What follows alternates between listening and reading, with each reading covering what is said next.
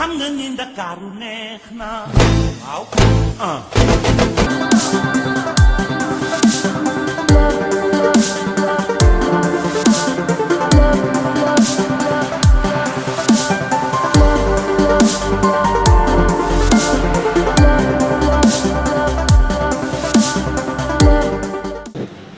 C'est un programme que nous avons conçu.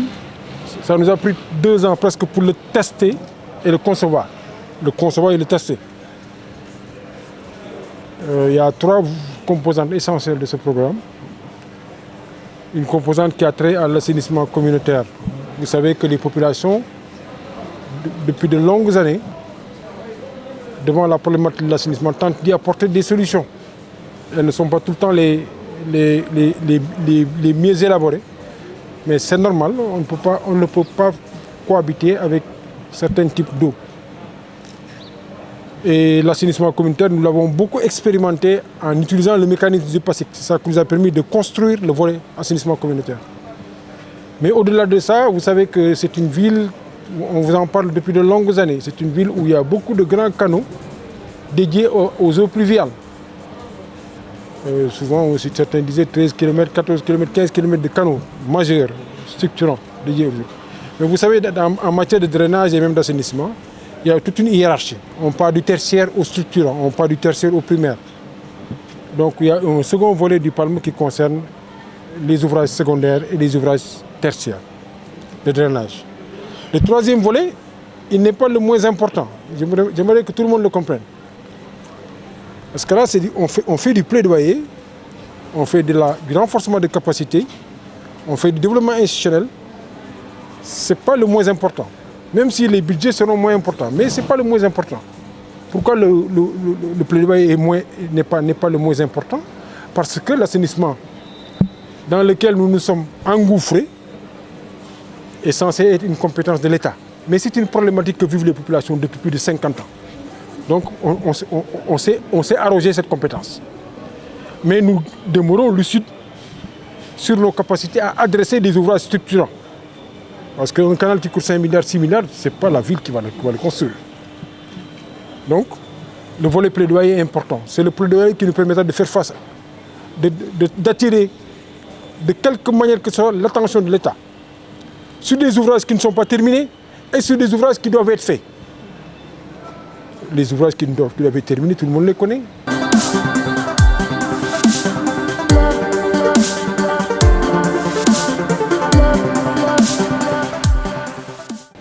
Ce matin, quand on a démarré les travaux du PALM, on est parti à l'exutoire du canal central. Depuis 8 ans, ce canal n'est pas achevé. Il a englouti au moins 5 milliards, il n'y a pas de doute là-dessus. 2 km et quelques. Il reste jusqu'à 250-300 mètres. Son non-achèvement fait que ce canal crée plus de problèmes qu'il n'en règle. Parce qu'il ramasse toutes les eaux au nord de la ville pour venir les rejeter sur Mérina et Kéricor.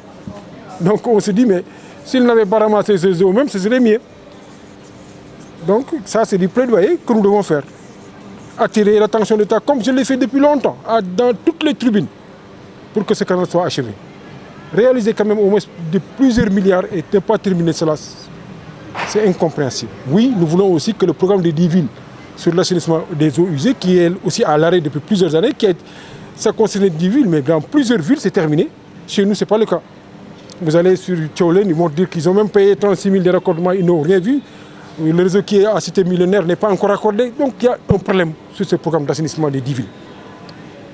Il y a des canaux aujourd'hui qui auraient dû être achevés. C'est le canal Bolin qui joue un rôle central.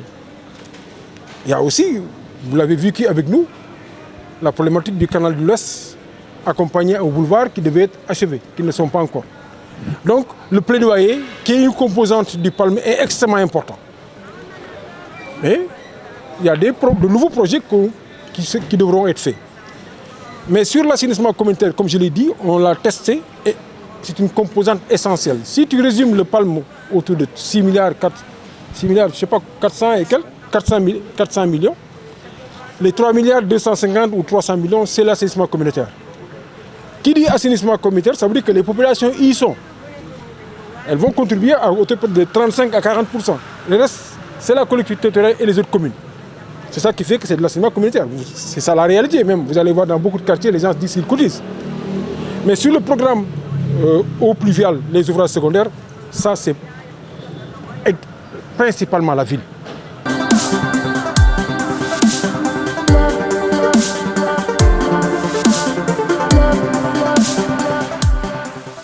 J'en viens sur le lancement. On a fait le lancement sur 3 sites.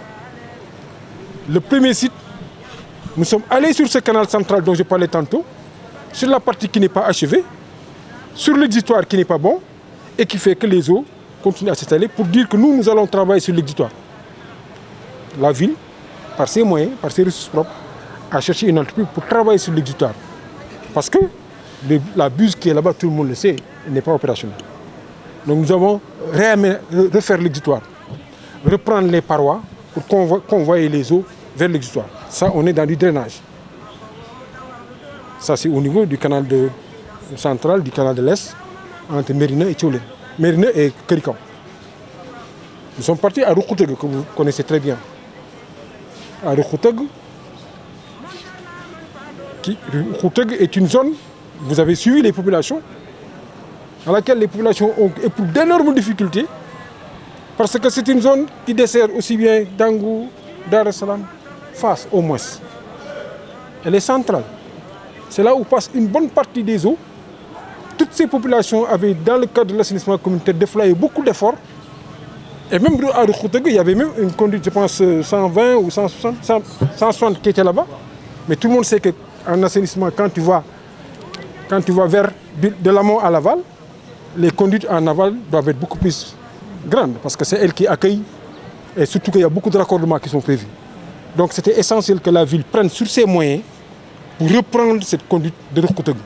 Je pense que c'est quoi? C'est au total 600 mètres linéaires, dont 380 et quelques sur la conduite principale, mais ils ont prévu aussi 2 autres antennes.